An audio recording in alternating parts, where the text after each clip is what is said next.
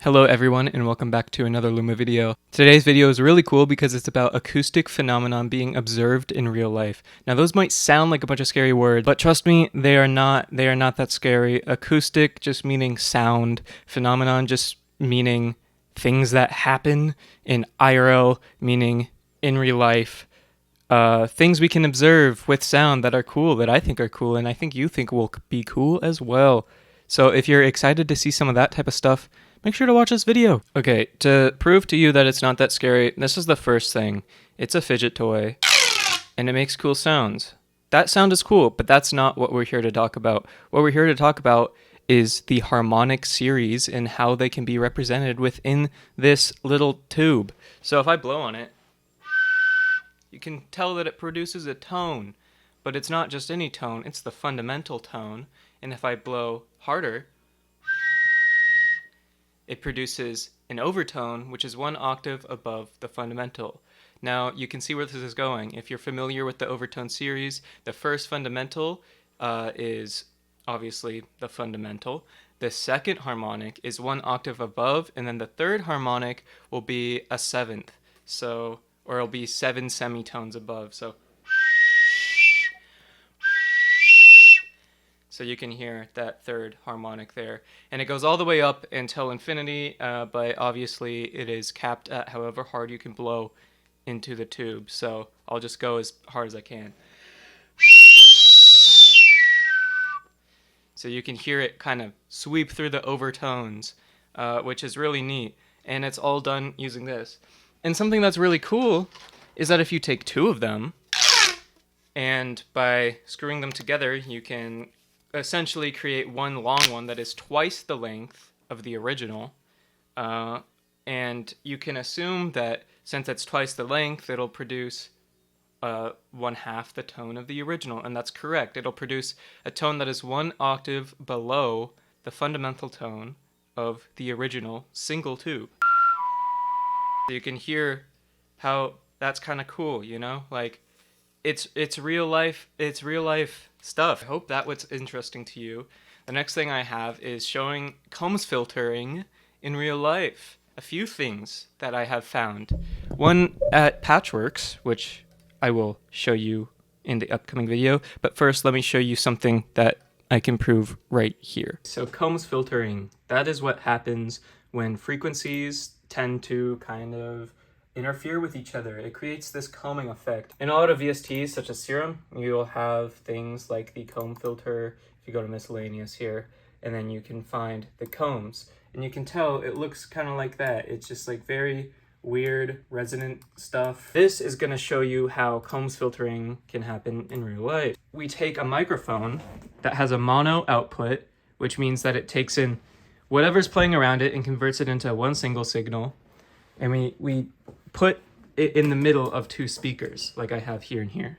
So that essentially means the interference point between the two speakers will be somewhere in the middle, and we will be able to measure it with this microphone to see where that interference point is. If I tap on this, you can see that the microphone is measuring an input. We can see what the microphone is picking up on the harmonic scale. But what is really interesting is what happens when you start to move the microphone around. And we're gonna measure with the parametric EQ.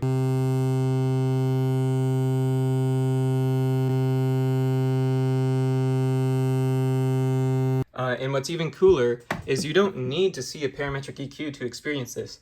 I'm just gonna move the phone around, and you can tell that the timbre of the sound changes where I move my phone.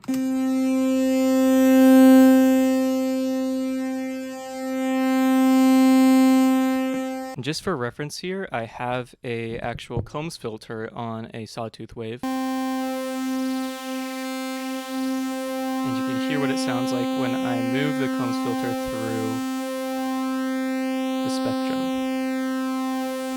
So you can kind of hear that same sound when you're listening to the microphone move in between speaker to speaker. This is Matthew, aka EZBOT from Patchworks, and he's going to show you something really cool about this hallway. Here's what's going on here. If I clap my hands, in this hallway, you hear that weird sound. It's a phenomenon called comb filtering. And what's happening is that between these two surfaces, these two walls, these hard surfaces, they're reflecting the sound back and forth. And it's causing a slight delay. And those delays are causing phase cancellation. And so it creates that comb filtered sound, only for the listener, right? If you were to look at this waveform on a spectrograph, you would see that it's creating this like cut in the waveform, and it resembles a comb, and that's why we call it comb filtering. Very cool. It's pretty cool. Big thanks to Matt, aka EZBOT, for the short little clip there on the real-life version of comb filtering. Links in description to his channel as well. Super awesome content creator if you're into hardware, especially electron stuff. This is kind of an example of how you can recreate comb filtering, very similar to the hallway, using a VST. So essentially what that hallway is just a very, very short delay that has high feedback because of the very hard walls. Now, if I change this to link and turn BPM off, and then turn the delay down to about 6 milliseconds, you know, I'm going to leave this off for a second just so you can hear the raw sound. Let's make this into a little pluck. That's all it sounds like, right? But as soon as I turn on this delay, we get this really, really odd sound. And if I turn this, these milliseconds to something like 9, you can hear that the pitch of that sound moves down. So essentially what I'm doing is changing the speed at which the sound bounces in between these walls. And if I move this really high up, you'll hear that the resonant frequency moves up as well. What these sounds are is how this module called rings works, and I'll play you a little clip of what rings sounds like. So this is a O control sequencer, and this is a rings module by Mutable Instruments. And you can hear how it sounds very, very similar to the delay on Serum. And you can change where this comb filter is with this structure and this position. How the sound changes based on the structure and position of the sound. So, very cool example of comb filtering built into a modular. So, by doing this, you can really resonate different frequencies and create these really natural sounding plucks, which I think is really cool and can be easily used in a musical way. So that's about it for this video. I know it's a little bit different than my normal content, but I think I'm going to be moving towards more of this type of stuff in the future, including hardware and real life acoustic phenomena, because I had a blast recording this video. Also, big thank you to Matt, of course, links in description, as well as Patrick's. My Discord is in there. We talk a lot in there, share samples, feedback, of course. Really enjoy talking to you guys, so make sure to join that. Patreon also has all my sample packs and project files and releases, so it's only $3, so just go and check it out. As always, I hope you learned something, and I will see you in the next video.